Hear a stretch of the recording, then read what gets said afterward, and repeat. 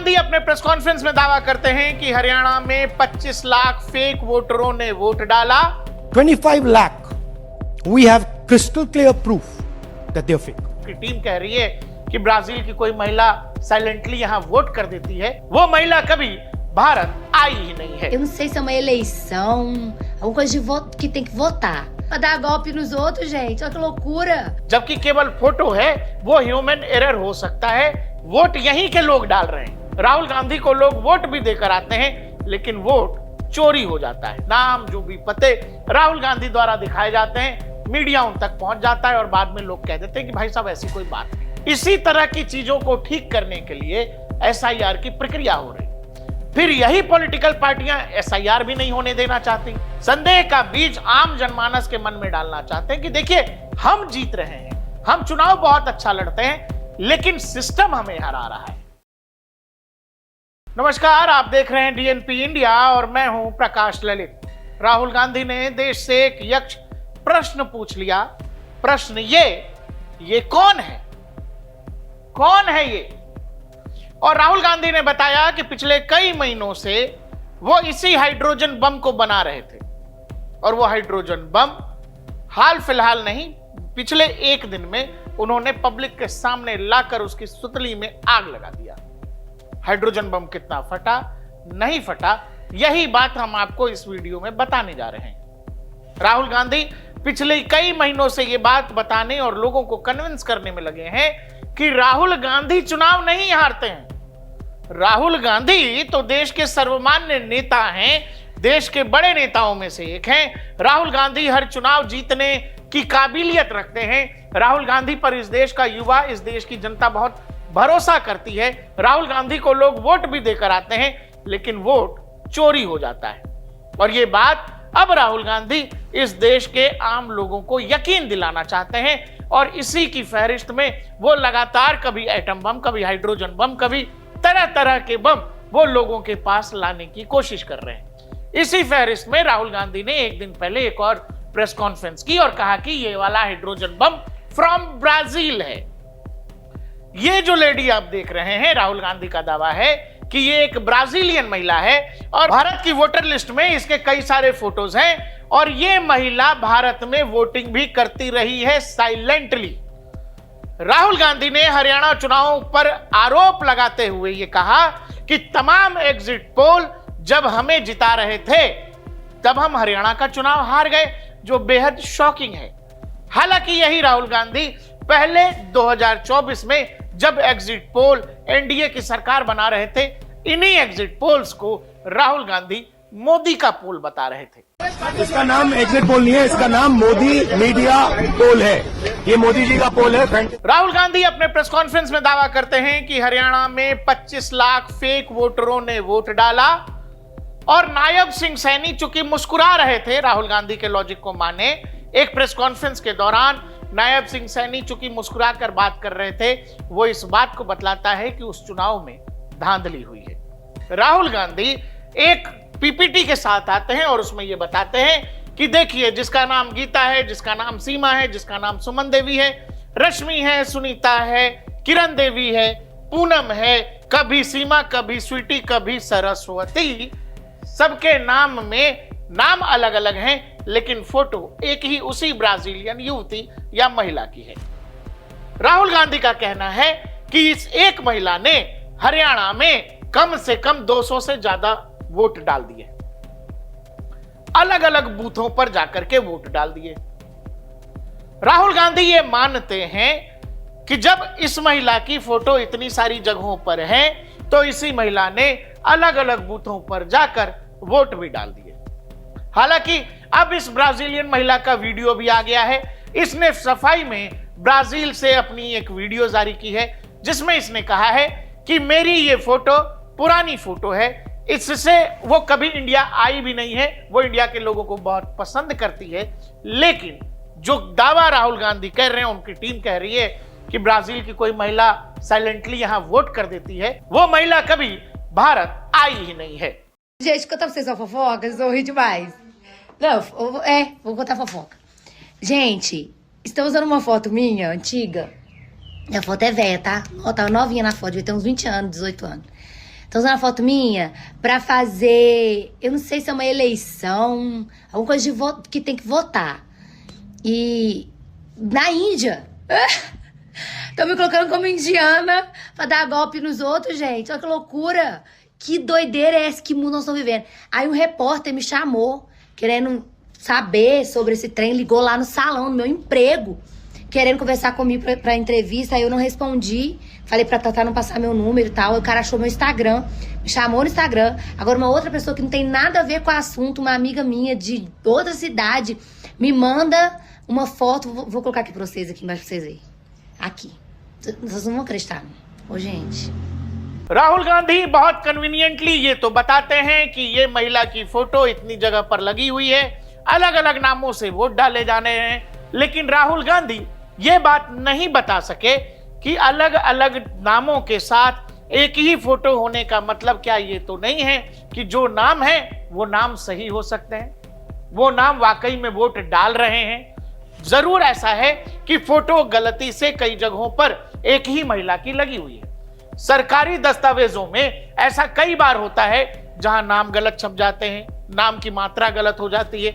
हमारी आपकी फोटो की जगह कई बार ऐसा होता है किसी दूसरे का फोटो छप जाता है, फिर हम उसको करेक्ट करा सकते हैं, करेक्शन का तरीका है। लेकिन राहुल गांधी ये मान रहे हैं कि एक ही महिला अलग अलग नामों से वोट कर रही है, लेकिन राहुल गांधी ये नहीं मान रहे या उनकी टीम ये नहीं मान रही कि अलग अलग नाम के लोग हो सकते हैं। ये हो सकता है कि उनको नामों के आगे एक ही महिला की फोटो लगी हुई है। जब कांग्रेस के युवराज ने दावा किया तो हर बार की तरह इस बार भी पत्रकारों ने खंगालना शुरू किया, जैसा बिहार में होता था। राहुल गांधी प्रेस कॉन्फ्रेंस करके जाते थे, लोगों से मिलवाते थे कि देखिए इनका नाम कट गया। बाद में वही लोग आकर के बताते थे कि जी नाम नहीं कटा है, हमें कुछ लोग आए थे, उन्होंने बताया था कि उनके सामने ऐसा बोलना है, हमने वही सब बातें बोल दी। इस बार भी राहुल गांधी के दावों के बाद जब पत्रकारों ने खंगालना शुरू किया, यानी दिए गए इपिक नंबर पर, दिए गए पते पर जब खोजना शुरू किया, तो कुछ दिलचस्प चीजें सामने आ गई। जैसे ब्राजीलियन महिला की नाम के साथ जो नाम एक है मुनेश नाम की महिला, नरेंद्र सिंह जिनके पति का नाम है, मकान नंबर 55, ये हरियाणा का केस है। वहां जब पत्रकार पहुंचे तो वहां मुनेश नाम की एक महिला, उनसे उनके परिजन उनसे मिलते हैं और वो ये भी बताते हैं कि मुनेश ने इस बार वोट डाला है। हाँ, ये जरूर है कि उसकी आईडी पर गलत महिला की फोटो लगी हुई थी, लेकिन हमने उसको चेंज कराने को लेकर अपील दायर कर दी है। ऐसे ही एक और महिला जिसका नाम पिंकी है, जिनके पति का नाम जोगिंदर सिंह है, मकान नंबर 28, और वहां भी जब इस ब्राजीलियन महिला की फोटो लगी हुई थी जिसका इपिक नंबर है IXZ0764380, पिंकी के घर जब मीडिया कर्मी पहुंचते हैं तो पिंकी ये बताती है कि मैंने भी वोट डाला है, मेरे वोटर आईडी पर ये जरूर है किसी और की फोटो लगी हुई थी, लेकिन हमने इसको ठीक कराने को लेकर अर्जी दे दी है। जब इससे पत्रकार पूछती है कि ये कितने दिन पुराना मामला है, तो पिंकी ये भी बताती है ये तो बहुत पुरानी बात है, सालों पुरानी बात है। कुल मिलाकर बात यह है दोस्त कि इलेक्शन कमीशन हो या सरकार की कोई और भी संस्था हो, इलेक्शन कमीशन को जब समझना हो तो आप ऐसे समझिए, देश में करीब करीब 100 करोड़ वोटर हैं, उन वोटर्स को मैनेज करना, उनका पंजीकरण करना, उनकी आईडी बनाना, ये सब कुछ इलेक्शन कमीशन में जो लोग काम करते हैं वो भी हमारी तरह, आपकी तरह इंसान ही है। गलती, मिसप्रिंट, गलत फोटो, ये सब हो सकता है, ये ह्यूमन एरर की श्रेणी में आता है। लेकिन इस ह्यूमन एरर को साजिशन ये बता देना कि जानबूझकर किया जा रहा है, बड़ी संख्या में ऐसा किया जा रहा है, ये नहीं होता है। और दर्शकों एक और चीज समझिएगा, हरियाणा चुनाव को हुए करीब करीब 1 साल से ज्यादा का वक्त हो गया। हरियाणा चुनाव होने के पहले पूरी की पूरी कांग्रेस पार्टी छोड़िए, हर दल को इलेक्शन कमीशन ने ड्राफ्ट वोटिंग लिस्ट दी थी, उस समय भी कोई आपत्ति दर्ज नहीं कराई गई। जब वोटिंग हो गया, कांग्रेस चुनाव हार गई, उसके 45 दिनों तक जो सीसीटीवी फुटेज होते हैं पोलिंग बूथ्स के, वो पोलिंग बूथ के सीसीटीवी फुटेज 45 दिनों तक सुरक्षित रहते हैं, ये कानूनन नियम है। उसके बाद उनका कोई काम नहीं होता, उनको डिलीट कर दिया जाता है। यानी किसी भी पॉलिटिकल पार्टी को कोई आपत्ति है, कोई दिक्कत है, तो वो चुनाव आयोग में क्लेम कर सकता है, वो सीसीटीवी फुटेज मांग सकता है। लेकिन उस समय जब कांग्रेस हार गई चुनाव, तो कांग्रेस उस समय ईवीएम को दोष दे रही थी, लेकिन अब वही कांग्रेस ये कह रही है कि चुनाव आयोग ने चुनाव हरवा दिया। इतने दिन बाद ये सब कुछ केवल और केवल गैलरी प्ले करने का तरीका है, जिसमें यह न लगे कि राहुल गांधी चुनाव हारते हैं, जिसमें राहुल गांधी से कोई जवाबदेही न मांगी जाए। पार्टी के अंदर ये लोग न कहें कि राहुल गांधी चुनाव हारते हैं, क्योंकि राहुल गांधी अगर चुनाव दर चुनाव हार रहे हैं तो फिर पार्टी को एक समय में जिताने वाला नेता भी चाहिए। जो राहुल गांधी 2024 में 54 से 99 हुए तो शैडो पीएम बन के घूम रहे थे, और उसके बाद हरियाणा और महाराष्ट्र हारे तो बुखार उतर गया। इसी बुखार के उतरने के बाद अब जब यह लगने लगा है कि अब अगर बिहार भी हारे तो पार्टी के अंदर यह सवाल उठ सकता है कि क्या राहुल गांधी की वजह से पार्टी चुनाव हार रही है। तो राहुल गांधी एक तरीके से जवाबदेही से भागने वाली बात कर रहे हैं कि मैं नहीं हारता हूं, मुझे हराया जा रहा है, मैं तो हर चुनाव जीत रहा हूं, मुझे लोग वोट भी दे रहे हैं, मुझे लोग बहुत भरोसा और यकीन भी करते हैं, लेकिन मुझे सिस्टमेटिकली ये देश का चुनाव आयोग हरा देता है। यही एक मैसेजिंग है जो बार बार करने की कोशिश है, जो पिछले कई महीने से राहुल गांधी कर रहे हैं। राहुल गांधी की लॉजिक और उनकी बात को और गंभीरता से समझ लें या थोड़ी साफगोई से समझना हो तो ऐसे समझिए। अभी जब बिहार में एसआईआर की प्रक्रिया हो रही थी तो आपने अखबारों में पढ़ा होगा कि किसी के एड्रेस के पते पर जो है, उस पर पंजीकरण पर जो है कुत्ते की फोटो लगी हुई है, उसमें नाम लिखा हुआ है डॉग बाबू, पिता का नाम कुत्ता बाबू और मदर का नाम भी ऐसे ही कुछ लिखा हुआ है। ये सब कुछ आपने खबरों में पढ़ा होगा। राहुल गांधी के लॉजिक को माने, अगर इस तरह की बात, इस तरह का डॉक्यूमेंट कोई सामने आता है तो फिर उसी पते पर किसी कुत्ते को होना चाहिए, उसी पते पर किसी कुत्ते का घर भी होना चाहिए। इस तरह की लॉजिक के साथ राहुल गांधी कल उतरे हुए थे। ब्राजील की महिला की फोटो है, इसलिए वो ब्राजीलियन महिला यहां वोट देके जा रही है, जबकि केवल फोटो है, वो ह्यूमन एरर हो सकता है। वोट यहीं के लोग डाल रहे हैं, आधा बताना और आधा आसानी से छुपा लेना। आपको यह पता होगा और देश भर के अखबारों ने छापा था कि नेम डॉग बाबू, फादर्स नेम कुत्ता बाबू और रेसिडेंट सर्टिफिकेट इन बिहार। और जिस भी अधिकारी ने यह जारी किया था, बाद में जब उसको पकड़ा गया कि भाई ऐसा क्यों किया तुमने, तो वो ये बतलाता है कि मेरा तबादला हो गया था, मैं गुस्से में था, मैं नाराज था, मैंने जानबूझकर ये कर दिया। तो ये सब होता है। इस तरह की चीज अब आप इसको इन जनरल में ये बता दें कि पूरे देश में ये हो रहा है, और इन जनरल अगर आपकी समझ ये बताती है कि अगर किसी कुत्ते के नाम से रेसिडेंट सर्टिफिकेट आ गया और इस तरह से आ गया और आप उस एड्रेस पर जाके ढूंढ भी रहे हैं कि यहां कोई कुत्ता है कि नहीं है, तो फिर आपकी बुद्धि को सलाम है। यही पूरा का पूरा बहस है और पूरी की पूरी कहानी है। देश के बड़े पत्रकार हैं रजत शर्मा। रजत शर्मा वही बात कह रहे हैं जो डीएनपी इंडिया आपको पहले भी लंबे समय से बतला रहा है कि चुनाव का हारना, चुनाव का जीतना, यह चुनाव आयोग तय नहीं करता है। चुनाव आयोग का काम केवल है चुनाव निष्पक्षता से हो, स्वतंत्र तरीके से हो, चुनाव में सभी व्यवस्थाएं ठीक हो, देश का वोटर आसानी से अपना वोट जाकर मतदान केंद्रों तक जाकर के गिरा दे। यह काम चुनाव आयोग का है। चुनाव आयोग किसी का जीत और किसी की हार तय नहीं करता है। यह बात हम लंबे समय से कह रहे हैं, लेकिन इस देश में कुछ पॉलिटिकल पार्टी के नेता हैं जिनको यह लगता है कि वो किसी पार्टी या किसी नेता को हरा नहीं पा रहे हैं, वो विश्वास मत उनके साथ नहीं है, तो वो एक संदेह की, वो कहते हैं ना, बीज, संदेह का बीज आम जनमानस के मन में डालना चाहते हैं कि देखिए हम जीत रहे हैं, हम चुनाव बहुत अच्छा लड़ते हैं, लेकिन सिस्टम हमें हरा रहा है, चुनाव आयोग जानबूझकर हमें हरा रहा है, क्योंकि वोट तो हमें आ रहे हैं लेकिन हम चुनाव नहीं जीत पा रहे। यानी कि ये जो पूरा का पूरा पॉलिटिकल प्रोसेस है, जो चुनावी प्रक्रिया है, इसी को सवालों के घेरे में लाने की कोशिश है। देश के बड़े पत्रकार हैं रजत शर्मा, जो कह रहे हैं वो सुनिए। वो कह रहे हैं कि पहली बात तो ये समझने की है राहुल गांधी आजकल वोट चोरी की बातें क्यों कर रहे हैं। असल में इनका इलेक्शन कमीशन से कोई मतलब नहीं है। यह सवाल तो राहुल गांधी के पॉलिटिकल सर्वाइवल से जुड़ा है। राहुल गांधी अपनी पार्टी को यह जताना चाहते हैं कि कांग्रेस की बार बार हार के लिए वो कतई जिम्मेदार नहीं है। कांग्रेस को तो वोट चोरी ने हराया है। वो जानते हैं जिस दिन पार्टी को यह लगेगा कि राहुल गांधी चुनाव नहीं जिता सकते, तो पार्टी के नेता उस लीडर की तलाश में जुट जाएंगे जो उन्हें चुनाव जिता सकता है। चुनाव हारने वाले को कोई लीडर नहीं मानता, इसीलिए पहली बार 2014 में राहुल ने हार के लिए अपनी पार्टी की कमजोरियों को जिम्मेदार ठहराया था।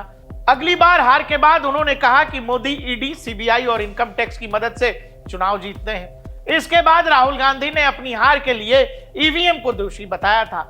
अब वो चुनाव आयोग को ब्लेम कर रहे हैं। प्रॉब्लम यह है कि लोकसभा में भी मोदी की 240 सीटों से कांग्रेस को जो उम्मीद बंधी थी उसे महाराष्ट्र और हरियाणा की हार ने तोड़ दिया। अब अगर बिहार भी हार गए तो फिर लीडरशिप पर सवाल उठेंगे। इसीलिए इस वक्त उन्होंने यह कहना जरूरी है कि वो नहीं हारते, उन्हें तो कोई हरवा देता है, कभी अपनी पार्टी तो कभी ईवीएम तो कभी इलेक्शन कमीशन। लेकिन लोग पूछ रहे हैं तू इधर उधर की बात न कर, ये बता काफिला क्यों लूटा। कुल मिलाकर बात वही है। राहुल गांधी इस बात को बेहतर समझ रहे हैं। चुनाव दर चुनाव सैकड़ों चुनाव हार चुका नेता कब तक किसी पॉलिटिकल पार्टी का खेवनहार बना रह सकता है। तो ये एक आसान तरीका है कि मैं तो बहुत अच्छा खेलता हूं, मैं तो बहुत तगड़ा चौके छक्के लगाता हूं, मैं तो हर मैच में शतक लगा देता हूं। ये तो पिच ही खराब है, ये अंपायर बेईमानी कर रहे हैं, ये थर्ड अंपायर मुझे गलत आउट दे रहा है। यही पूरी की पूरी कहानी है।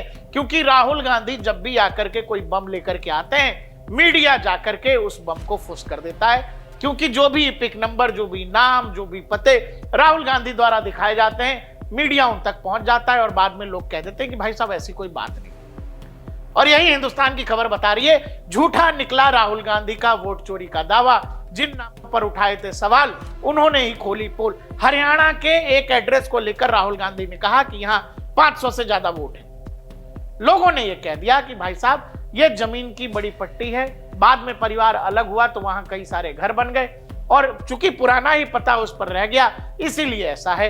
पत्रकार वहां पहुंचे तो पूरी की पूरी कहानी ही अलग निकली। कुल मिलाकर राहुल गांधी को जो लोग ये बता रहे हैं कि आप ये प्रेजेंटेशन दे दीजिए, आप ऐसा कह दीजिए, आप ये बता दीजिए और देश यकीन कर लेगा। और ये सब कब हो रहा है? वोटिंग से ठीक एक दिन पहले, जब बिहार में 6 नवंबर को वोटिंग होनी है, 5 नवंबर को राहुल गांधी कथित हाइड्रोजन बम लेकर आते हैं। वो हाइड्रोजन बम जो वो कह रहे हैं कि इसी की वजह से मैं हरियाणा चुनाव हार गया। हरियाणा चुनाव हारे साल भर हो गए। उस हारने के तुरंत बाद करीब करीब 1.5 महीने तक सीसीटीवी कैमरा रहता है पोलिंग बूथों का, जो राहुल गांधी बार बार कहते हैं हमें सीसीटीवी की फुटेज नहीं दी जाती। आप चुनाव हारने के 45 दिनों के अंदर अगर अपील करते हैं, चुनाव आयोग आपको दे देगा। लेकिन अब जब वो डाटा खुद चुनाव आयोग के पास नहीं है, आप जानबूझकर ये मानते हैं। और ये कोई आज की व्यवस्था नहीं है, हर पॉलिटिकल पार्टी को पता है। अभी जैसे बिहार में चुनाव होंगे, अगर विपक्ष को सीसीटीवी फुटेजेस चाहिए होंगे तो अगले 45 दिनों में आप कभी भी दावा करके ले लीजिए। लेकिन आप जानबूझकर उन 45 दिनों के अंदर दावा नहीं करते हैं और जैसे ही 45 दिन खत्म होंगे बवाल वही फिर शुरू हो जाएगा। आप ये जानते हैं, जब पत्रकार आपसे पूछ रहे हैं कि भाई साहब सुप्रीम कोर्ट क्यों नहीं जा रहे हैं, तो आप कह रहे हैं कि मैं तो सब कुछ सबूत दे ही रहा हूं, दुनिया भर के लोग देख रहे हैं, सुप्रीम कोर्ट भी देख ही रहा है, सुप्रीम कोर्ट को खुद ही सो मोटो ले लेना चाहिए। आप जानते हैं कि आप अगर हलफनामा देंगे तो आप वहां फंस जाएंगे। और इसीलिए चुनाव आयोग ने आपसे पहले भी कहा था कि जो कह रहे हैं वो लिख के दे दीजिए। दूसरी बात, दर्शकों ये समझना कि ये फोटो, ये नाम, ये मात्रा, एक ही नाम के कई सारे लोग, एक ही एड्रेस पर कई सारे लोग, इस तरह की त्रुटियां हैं, इससे कोई मना भी नहीं कर रहा है। अब जैसे राहुल गांधी ने यह कहा कि एक ही महिला की फोटो 200 से ज्यादा अधिक जगहों पर, ये तो है त्रुटि है, बिल्कुल गलत त्रुटि है, नहीं होना चाहिए।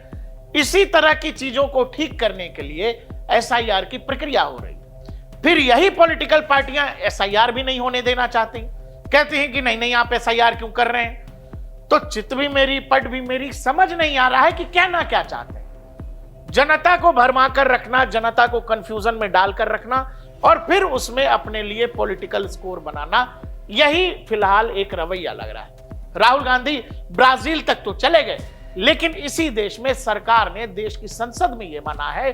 2016 में किरण रिजिजू ने राज्यसभा में यह बता था कि 2 करोड़ इल्लीगल बांग्लादेशी इस भारत में रह रहे हैं। 2 करोड़ बांग्लादेशियों की बात 2016 में कही गई थी। हम लोग फिलहाल 2025 में, राहुल गांधी ने वो बहुत अच्छी बात की, वो ब्राजीलियन महिला का फोटो नहीं होना चाहिए। भाई जो भी वोटर है उसका ओरिजिनल फोटो होना चाहिए, ठीक बात है। चुनाव आयोग उसके लिए एसआईआर की प्रक्रिया कर रहा है।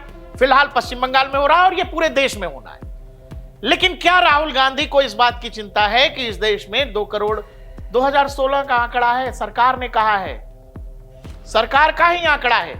आप चाहें तो इन्हीं आंकड़ों पर सरकार को घेर सकते हैं, लेकिन नहीं, क्योंकि फिर यहां आपका वोट बैंक खतरे में आ जाएगा।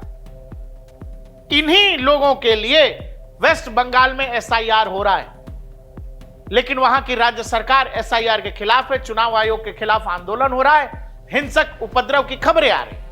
कुल मिलाकर बात यह है कि जो कि रजत शर्मा कह रहे हैं कि तू इधर उधर की बात मत कर, ये बता कि काफिला क्यों लुटा।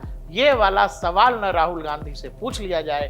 बस यही कारण है कि लगातार घूम फिर कर राहुल गांधी वही पुरानी सीडी, पुरानी स्क्रिप्ट बार बार जनता के बीच प्ले कर रहे हैं। 14 नवंबर की तारीख भी नजदीक है, बिहार के नतीजे भी सबके सामने आ जाएंगे। कहीं इस बात का तो डर नहीं है कि 14 नवंबर को जो कुछ होगा उस बात का अंदेशा कांग्रेस पार्टी और राहुल गांधी को पहले से है और उसी बात की तैयारी चल रही है। देखते रहिए डीएनपी इंडिया, हर खबर भरोसे के साथ।